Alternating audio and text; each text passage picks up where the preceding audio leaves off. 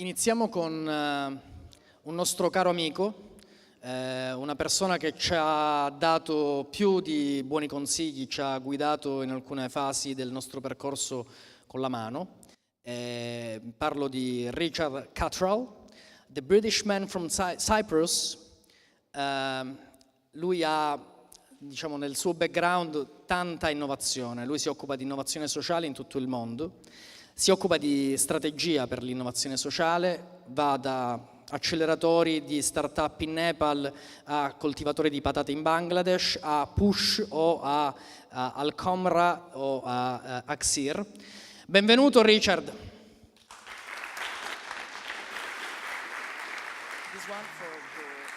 Thank you very much.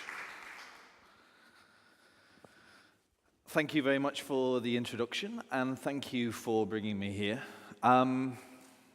This morning I spent a beautiful morning with a beautiful woman walking around your beautiful city while she stuffed her face with cannelloni. Not cannelloni, cannoli. Now it would have been funny if it had been cannelloni. Both of us were discussing how much we could so easily fall in love with Palermo, fall in love with Sicily. And that's really what my presentation is about.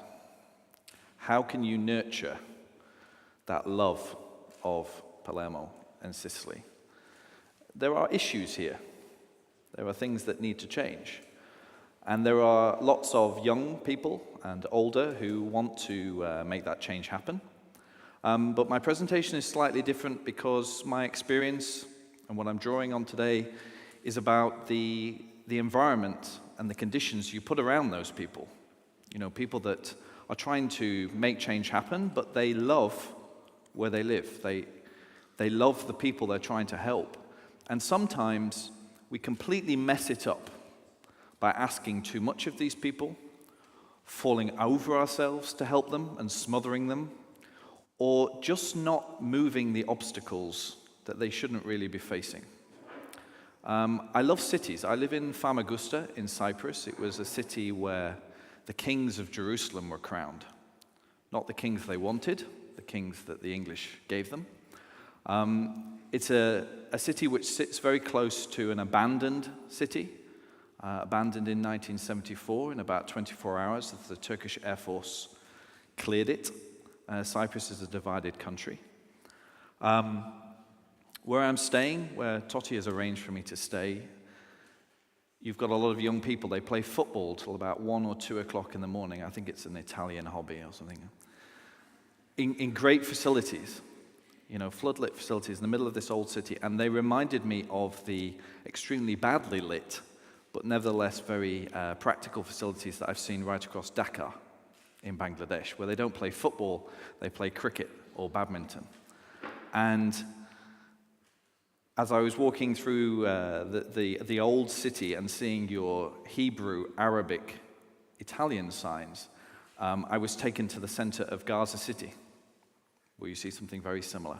And in the heart of Gaza City, there's an amazing souk, which is so small, considering how large and how many people live in Gaza City. But I was getting these nuances of Gaza City in Palermo. I was getting these nuances of Dhaka in Palermo, places with problems, but places that you can fall in love with.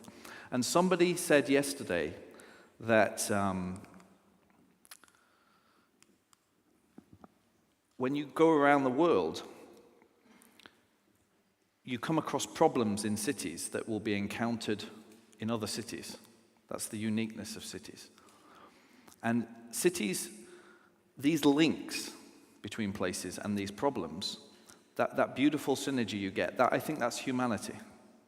How people connect with each other, both with problems and opportunities. And I'm really lucky. I get to go all over the world to these very difficult places, but you get these little echoes between the different cities of how people live their lives. And what I'm trying to communicate today and reinforce the messages that you've had is that in trying to solve the problems of a city, you need to think about the conditions that you create for those doing that change and not smother them and make it easier for them. Because otherwise, we destroy the soul of the places that we're falling in love with. And I guarantee you that there will be hundreds and hundreds of people across Palermo falling in love with it today, even though over the last few days we've been focused on problems and other issues.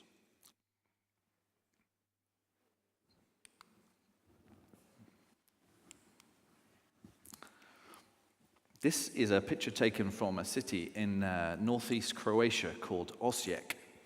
And in the war that came to Croatia, what we call the Balkan Wars, or when Yugoslavia collapsed, an old man in this little red car decided to stop the tanks.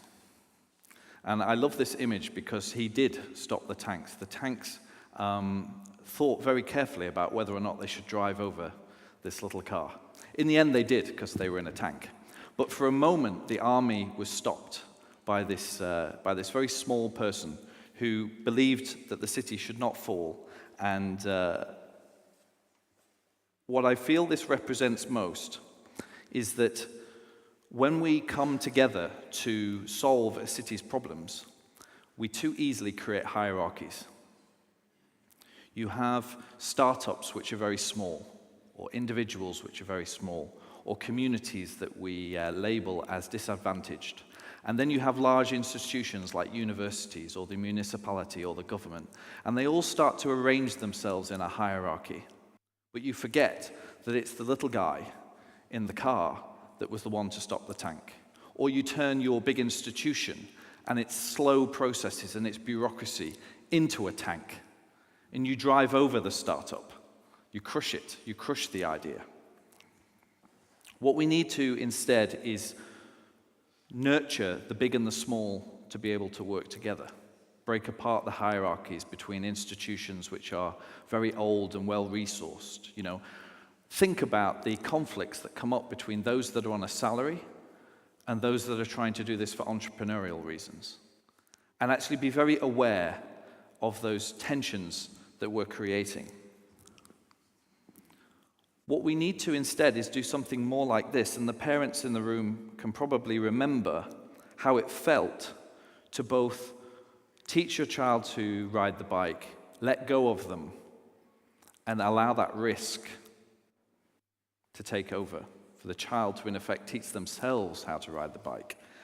In my experience of being an entrepreneur in residence rather than an entrepreneur outside, working with local authorities and cities in the UK, what we were trying to do was learn to ride a bike over and over again, creating the opportunity for people to experiment, creating the opportunity for people to take a risk, whether they're big or small, strong or weak. We're all fundamentally the same if we have this strong vision of what we're trying to do in Palermo. What you often find instead is that people get very precious. They hold things very close. They don't let them fly. They don't like to take the stabilizers off. They like to keep them on. And I'm trying to encourage you to do the opposite of that. I'm really privileged in my work. What I do now as an entrepreneur is work with organizations in hard places. And they're normally trying to take their idea to what we call a level of investment readiness. They're trying to take it so they can actually get money into their idea to scale it up. And they go through this process of actually working out whether they have a model, whether there's a market for what they want to do, and whether they've actually got the management in place. Now, one way that you can equalize the city and the entrepreneurs and the change makers and community is to ask the question, what does an investment-ready Palermo look like? Why should I invest money in Palermo? There is the potential for me to fall in love with it, but will I actually spend money here? Will I come here? Will I invest here? Will I get really quite deeply involved in your ideas and actually see no problems anymore, but see solutions that I could support? So these are some of the examples that I brought with me, hidden behind these slides. I don't know whether the mayor is in the room, but his role could very well become the master entrepreneur. In the most successful places I've worked, the elected leader and the leaders of the big institutions came together and created, in effect, a collaborative effort to remove the barriers that were stood in the face of smaller entrepreneurs or communities. People that actually took real ownership of the vision, and instead of just being there in a hierarchy, accepting proposals and deciding what happened and what didn't, they actually bent rules. They actually made things happen. They used their power and their networks to make this happen. And it meant that you actually had a kind of brain at the top of the organization, of the top of the city. Even though we all are, and even Britain, is still in the European Union, and we're supposed to believe in free markets, and we're supposed to believe in democracy and equality, that's all fine. But for some of the things that you want to happen, you're going to have to tinker, twink, and transplant things in the market. You're going to have to shape the market. One of the things that I was really surprised here is you've got some people that represented to you, people like Speak from Portugal, that you could actually have bought that solution over the last few days. That organization is receiving investment.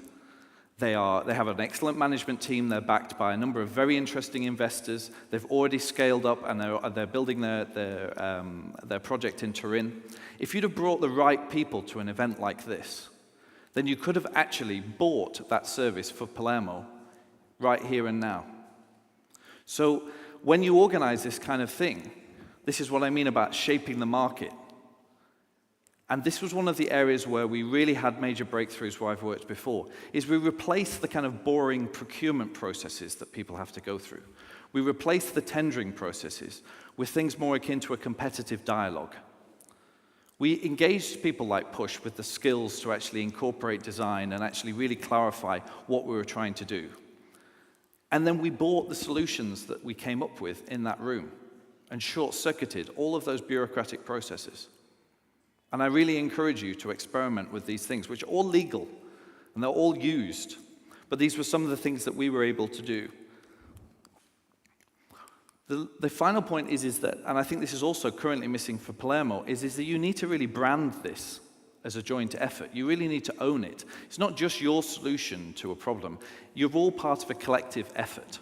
And you need to design it together, you need to define it together. And the reason why this is important is that when you're successful, the success is for Palermo, not for you. And when you're a failure, it's not your failure, it's Palermo's. And the failure can sit on the shoulders of many people. It doesn't have to sit on the shoulders of a small organization. And small organizations don't need to believe that they should take all the credit for what they come up with.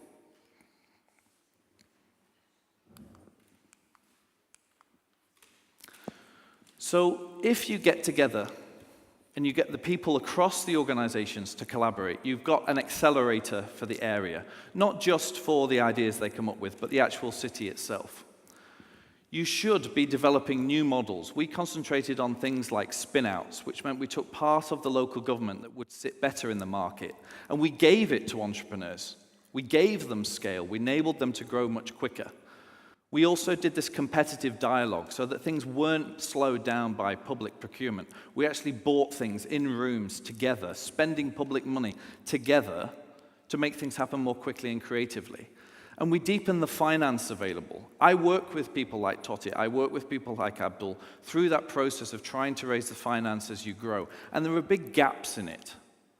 There's a funder represented here today, the beautiful woman that I had breakfast with, who was part of pulling together one of Portugal's first social investment deals, using her grant funding alongside the grant funding of other people and private equity.